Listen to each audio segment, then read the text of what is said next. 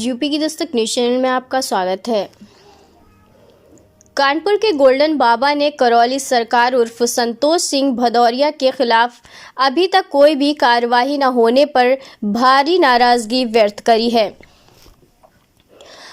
अब उन्होंने एक प्रेस वार्ता के दौरान करौली शंकर महादेव और प्रशासन को खुली चुनौती दे डाली है।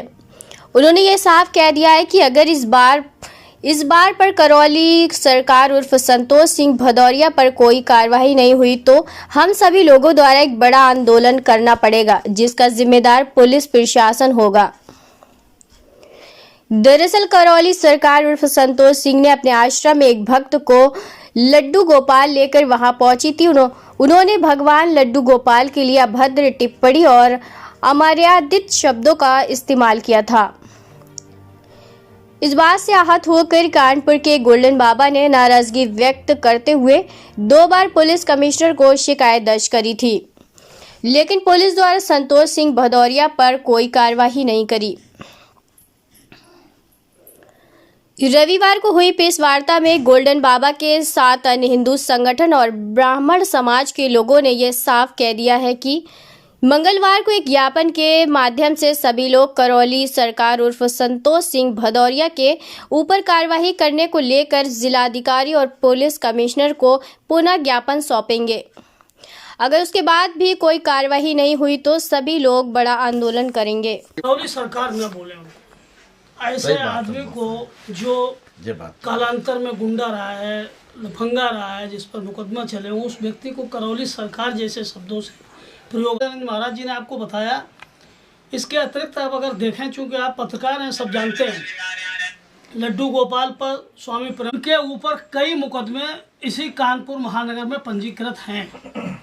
रासुका भी लगी। रासुका तभी लगती है जब आदमी बस से बाहर हो जाता। पुलिस के जब बस से बाहर गोला उड़ने से ज़्यादा दिक्कत नहीं थी, लेकिन उन्होंने जो क्रियाकलाप सनातन के खिलाफ प्रारंभ किए, उससे सभी लोग कहना चाह रहा हूँ कि छोटी छोटी चीज़ों पर बुलडोजर जाता है और ये बहुत बड़ा अंपायर खड़ा हुआ है। बहुत महाराज जी, आज आपने प्रेस वार्ता करी है, किस लिए करी है, क्यों करी है, पूरी जानकारी दीजिए। आज प्रेस वार्ता का उद्देश्य ये है कि लौकुश आश्रम के संचालक संतोष भदौरिया, जो अपने आप को स्वयंभू सरकार कहते हैं, वो विगत 1 वर्ष से लड्डू गोपाल पर अवैध टिप्पणी कर रहे हैं। साथ सनातन धर्म के हर देवी देवताओं पर अवैध टिप्पणी करते हैं।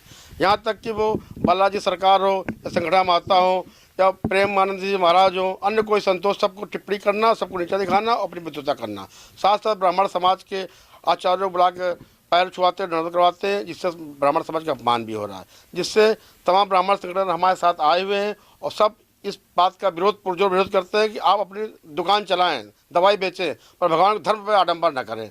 और दूसरे विशेष बात ये, हमारी कोई सुनवाई नहीं हो रही विगत 1 वर्ष से। हम पिछली बार 3 मई 2023 को गए थे बीपी जोगदंड कमिश्नर साहब के, वहाँ ज्ञापन दिया, वहाँ कुछ सुनवाई नहीं हुई। अभी दिसंबर में फिर हम सुनवाई कमिश्नर साहब के यहाँ दिया, वहाँ कोई सुनवाई नहीं हुई। उसके बाद फिर हम प्रेस वार्ता कर रहे हैं। हमारे साथ ब्राह्मण संगठन समाज के मनोज महाकाल जी, आचार्य जी हैं, जगत पांडे जी हैं, अभय दुबे जी, सब लोग आए हुए हैं। बाकी जानकारी हमारे आचार्य लोग सब देंगे और सुप्रीम कोर्ट अधिवक्ता राकेश जी देंगे। 2 बार आपने शिकायत करी है पुलिस कमिश्नर साहब के यहाँ, क्यों आपकी सुनवाई नहीं हो? अरे पैसे वाले पैसा दे शिकायत बहुत देते हैं वो।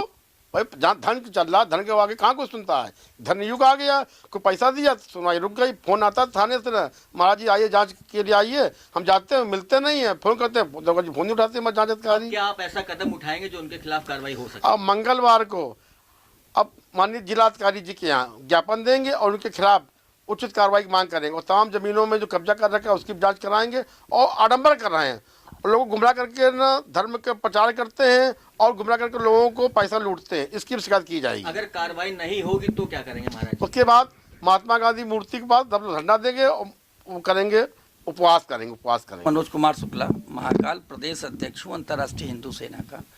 तमाम लोगों ने तमाम बातें करौली शंकर महादेव संतोष के बारे में बताई।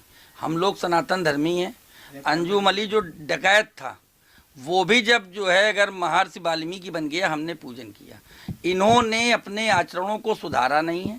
और सबसे बड़ी बात जो हम लोगों का विरोध है, जो हर बात के जवाब में कहते हैं कि हमारे आश्रम में जो भी गतिविधियां चल रही हैं उस पर हम इनकम टैक्स देते हैं, तो इसका मतलब तो ये है कि एक नई परिपाटी चला रहे हैं कि कोई भी अपराधी अपराध करे और उस अपराध पर टैक्स दे दे। कह दे मैंने टैक्स दे दिया, मेरा काम जायज हो गया। तो सरकार को इनकम टैक्स देकर या इनकम टैक्स और टैक्सों का बखान करके ये अपने गंदे क्रियाकलापों पर पर्दा नहीं डाल सकते हैं। हम सनातनियों ने अब की तय कर लिया है, हस्ताक्षर अभियान चलाकर प्रदेश के एक एक जिले की एक एक तहसील में इनके खिलाफ अदालत के माध्यम से परिवाद दाखिल कराएंगे। ये कब तक अपनी कार्रवाइयों को पुलिस से तो बचा सकते हैं, लेकिन जब उत्तर प्रदेश नहीं देश की हर तहसील से इनके खिलाफ सम्मन और नोटिस आएगा, तब इनको पता चलेगा कि धर्म का सनातनियों की भावनाओं को आहत करने का क्या परिणाम होता है।